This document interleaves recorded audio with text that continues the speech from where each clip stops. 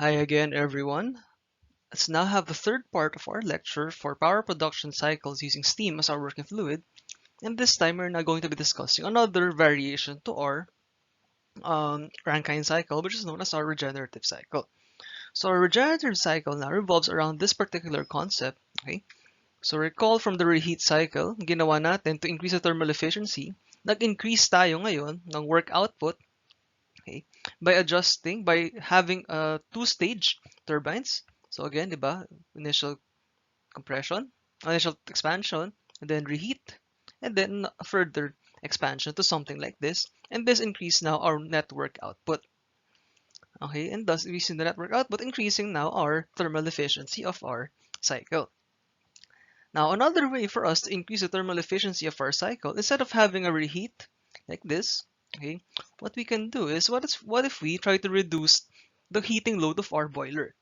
To reduce the heating load of our boiler, kailangan pataas, as in, si state 2 from a lower temperature to a higher temperature. Okay, still at a constant pressure, so kung liquid pa rin yan, okay, siguro hanggang dito natin kaya pataasin si state 2. And at taas pwedeng ma-achieve, okay, na temperature somehow in our cycle, basta liquid siya. And using this concept, okay, pansin nyo, mas maliit na yung heat addition step na kailangan natin. So what we can do now is we can now try to preheat our feed water to the boiler somewhere else in the cycle or somewhere in the process.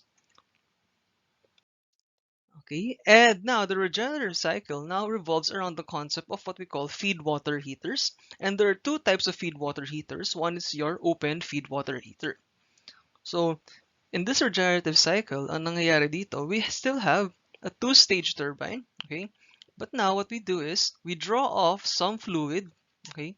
So meron tayong initial expansion, but we draw off a fraction of the feed, okay? So we feed tayo dito at some high pressure, tapos i-expand natin siya to some medium pressure, okay? Tapos lagyan natin sa open feed water heater. Syempre, the rest, the other fraction, 1 minus y, okay, that undergoes expansion from the higher pressure to the lower pressure, and then tsaka siya papasok sa condenser. Okay, so the condenser, isobaric, low pressure to, so P7 is equal to P1. Pasok sa pump, okay, where it's now pressurized to P2, okay, and open feed water heater, okay, what nangyayari sa open feed water heater is, you now have a subcooled liquid, okay, mixed with some steam, okay, to produce now a feed water stream here, number 3. So the principle of open feed water heater is that P3 should be equal to P2, which is equal to P6. Okay, so isobaric yung mixing natin sa open feed water heater. So where the steam, okay, in stream 6, the bleed off natin from the turbine, will be mixed with the pump condenser outlet. Okay, same pressure. One is at a high temp, steam yan. One is at a lower temperature, is a subcooled liquid. And ang assumption natin, state 3, okay, they will mix in a certain ratio such that, okay, state 3 is a saturated liquid at P3. Okay? And finally, ipapump na to to the boiler pressure, where P4 is equal to P5. Okay, so again, to summarize all that, your steam enters the turbine at state 5, isentropic expansion pa rin to some intermediate pressure, state 6. And this is now extracted and routed to the feed water heater, and syempre the rest will now be pupunta sa condenser. Ayan. And then the condenser cools isobarically into saturated liquid. This is known as your feed water. And then the feed water enters your pump and is compressed to the feed water heater pressure. So again, constant pressure to. Okay. And the compressed feed water mixes with the steam extracted from the turbine and leaves the feed water heater as saturated liquid again at the pressure of P6 and P2, which is equal to P3. And finally, ipapump na siya pabalik sa boiler. Okay, so that is the basic principle of an open feed water heater. So, dito, direct mixing tayo ng steam and ng compressed liquid to form your saturated liquid, okay, which is the higher temperature. Okay, na ipapump ngayon sa boiler, so mas mataas definitely yung temperature nito compared to temperature ni stream 3 compared sa temperature ni stream 1. So with this, malalesen natin yung heating load ng boiler, okay? So pwede mag-increase, so mag-increase ngayon yung thermal efficiency ng ating cycle. Ang drawback nito, magde-decrease ng konti yung work output ng turbine.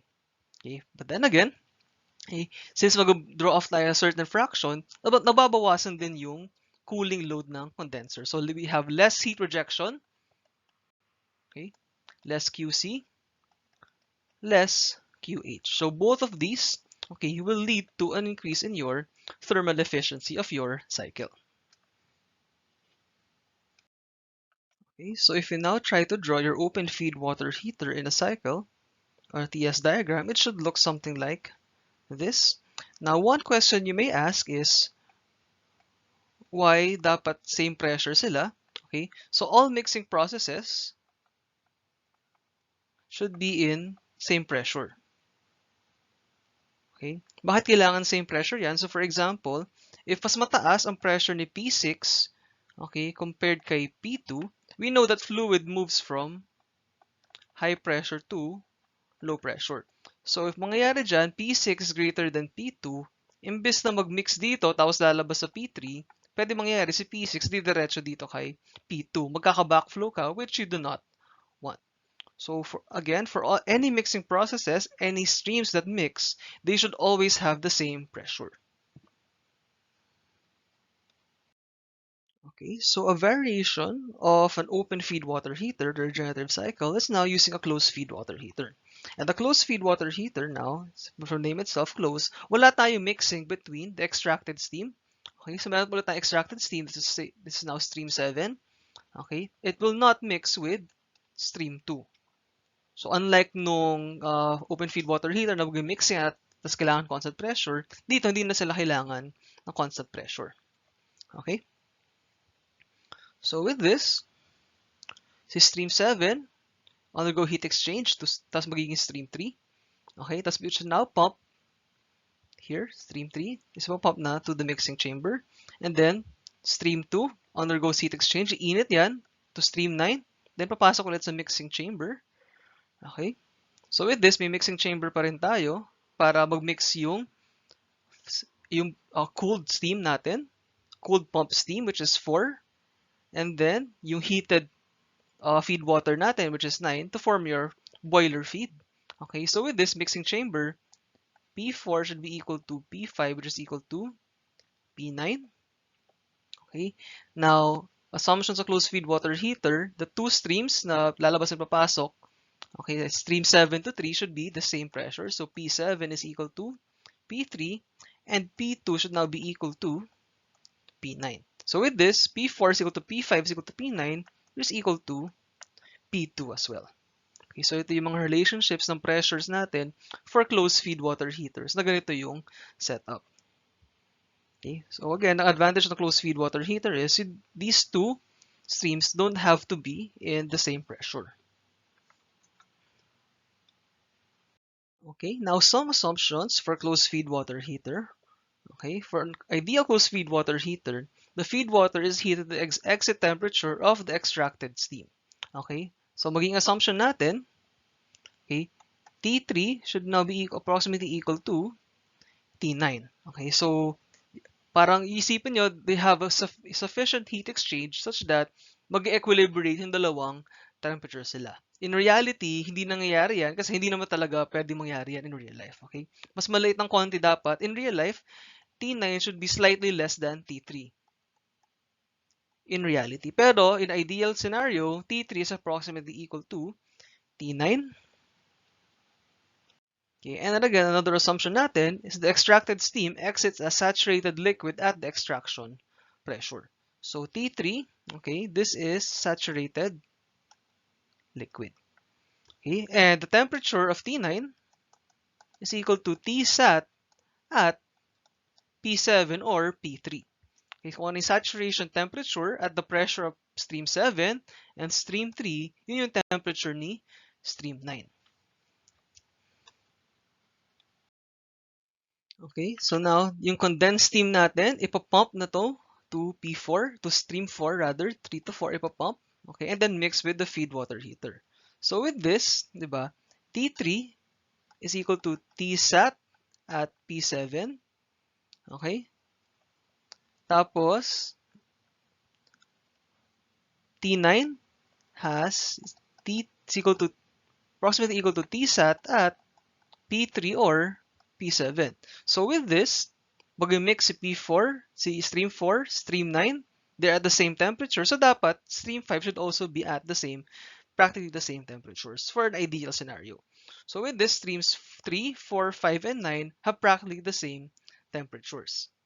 And then, since stream 4, 5, and 9 have the same temperatures, and they all have the same pressures, okay, P5 is equal to P4 is equal to P9 is mixing chamber. Therefore, dapat H4 is equal to H5 is equal to H9 since equal yung temperatures and pressures nila. Okay? So all of these streams, 4, 5, and 9, these are all subcooled liquids. Okay? So if non-ideal naman yung scenario, you can calculate their actual enthalpy using this formula for subcooled liquids. So approximation to ng subcooled liquid enthalpies, where is a function of the saturated liquid enthalpy at the particular temperature plus V delta P, where V is the saturated liquid temperature, or V is the volume at the saturated liquid temperature, rather. Okay, times P minus Psat, where Psat is the pressure, saturation pressure at the particular temperature of concern. Okay, so if we now try to draw the closed feed water heater in the TS diagram, it should look something like this. Okay, so again, ito, greatly exaggerated, si 459 dyan, technically dapat nasa same point lang sila in reality. Okay?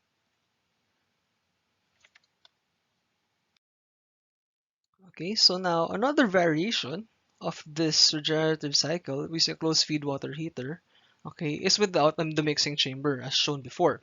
So with this, the portion of your steam that has been extracted from the turbine is still again fed to your closed feed water heater. But now, ang nangyayari, yung saturated liquid na outlet, okay, yung 5, after mag-heat transfer, diretso siya sa stream 7, na saturated liquid siya, and this is now fed to the condenser. Okay, since ito medium pressure, ito at a lower pressure, okay, condenser isobaric, so dapat low pressure din si P8. So P6 is equal to P1 is equal to P8, okay? But we know that P5 is equal to P7, which is higher than these three. So para i-mix, para ibalik mo sa condenser yan, kailangan mo na siya ngayon ilagay sa what you call a trap. And ang trap, ginagawa lang niya, tinathrottle lang niya to a lower pressure. So si stream 7 na saturated liquid, pasok ngayon sa condenser as steam of low quality. Okay, low quality steam pasok condenser at the low pressure. Okay, so based on the mass fractions, if meron tayong Y fraction of steam extracted, so Y yung mass flow rate ngayon ng 7 on a basis na 1 kilogram. Okay, si 4. Tapos syempre, si number 6 ay 1 minus Y. Okay, so Y is 7. Stream 7 has a Y mole mass fraction or fraction of steam from the turbine feed. Okay, tapos Y din ang mass flow rate ni stream 8. So, mass flow rate in stream 1 is now just 1. And then 1 din kay 2, and then 1 din kay number 3. Okay? So, on this, ang advantage nito, there's one less pump that you have to worry about. Okay, so pansin nyo, isa lang yung pump. Ang disadvantage nito, okay, yung saturated liquid na to, okay, na from the extra turbine, okay, ibabalik mo pa rin siya sa condenser. Unlike yung previous scenario na hindi na siya babalik sa condenser, rather, diretso na siya dito. Tapos, after some pumping, di ba? Okay. So, ang advantage niyan, one less pump. Disadvantage, mas madami tayong heat rejection sa condenser. Okay, so for your feed water heaters, there are some advantages and disadvantages. For your open feed water heater, they're quite simple and very not expensive, so less expensive sila, and allows your feed water to actually reach a saturation temperature. Mas madali siyang i-achieve kasi mas effective yung heat transfer kung may direct contact ka between the two heating and cooling streams. Okay, unlike your closed feed water heater, you have less effective heat transfer. Okay? Pero ang advantage ng closed feed water heater is it not require as much pumps. Okay? Pero ang cons ng open feed water heater, yun nga, need to have pumps to handle your feed water. So you have some distinct advantages and disadvantages. However, in most scenarios, mas mura naman ang energy na kino-consume ng pumps as compared to your boilers. And if you want to really want to decrease the increase the operating temperature of your boiler, you need more effective heat transfer in your feed water heaters. So for more effective heat transfer, okay, mo offset naman niya yung ng open feed water heater using the effective heat transfer para sa pataas yung boiler operating temperature. Kasi nga, yung ideal closed feed water heater natin kanina na diniscuss is not really achieved in real life operation. Okay, so syempre, hindi lang naman isa lang one or the other. You can also have combinations of open or closed feed water heaters. So shown in this problem, okay, is a combination of an open and a closed feed water heater. So ang gagawin natin ngayon, this for you to visualize the mass flow rates, okay? So on a basis of 1 kilogram of feed sa turbine, you will now draw off Y fraction na pupunta sa closed feed water heater and a Z fraction pupunta sa open feed water heater. Okay, syempre 1 minus Y minus Z yung pupunta sa condenser to the final. So we have a high pressure. So let's say P8 is the highest. Okay, isobaric sa condenser. So P8 is equal to P5. Ayan. So just to illustrate kung paano mag-work sa mga ganitong types of problems. So first, label niyo muna yung mga pressures. Okay, ano yung mga equal pressures. Okay, so P9, okay, closed feed water heater. So dapat P9 is equal to P6. Okay, ayan. Tapos, P10 should be equal to P2 kasi mag-mix siya with an open feed water heater. It should be equal to P7 as well. And P1 should be equal to P11. Okay? So next, anong pressure ni 3? Okay? P3 should also be the same as P10 and P2 and P7 kasi nag-mix yung tatlong streams ito. So mag-mix si Z, mag-mix si stream 2, mag-mix si stream 7 to form stream 3. Okay? Tapos, closed feed water heater, P5, okay, ito yung outlet, the inlet is stream 4. So 4 should have the same pressure as 5. So P4 is equal to P5. Okay? Now, in terms of the mass flow rates, tignan nila kung ano yung nag-mix. So mass flow rate ni Y, ni 9 should be Y. Mass flow rate ni 6 should also be Y. Mass flow rate ni 7 should also be Y kasi dire-diretso pa lang siya dito. Okay, mass flow rate ni 1 is 1 minus Y minus Z. And the same for number 2, stream 2, which is 1 minus Y minus Z. Okay, so stream 10 is Z, stream 7 is Y, stream 2 is 1 minus Y minus Z. Mag-mix lahat yan, therefore stream 3 is now 1. Okay, yan yung mass flow rate niya. And stream 4 mass flow rate should also be 1, and the same for stream 5. Okay, so this is the first step that you always have to make when analyzing more complex systems. Okay, label kung ano yung mga fraction of steam nag-meet o nagse-separate. Okay, and then label the pressures. So the pressures are the key to analyzing some of the other states in the system. So for example, kung ideal closed feed water heater to, stream 6 should be saturated liquid. And the same for stream 3 na dapat saturated liquid din. Okay? Okay, so syempre hindi lang naman puro either isang close lang, isang open lang. You can also have combinations of multiple close and multiple open feed water heaters as shown in this scenario. Okay, so this ends this part of the lecture, and we'll now have some discussions on some sample problems on open and closed feed water heaters for your regenerative cycle.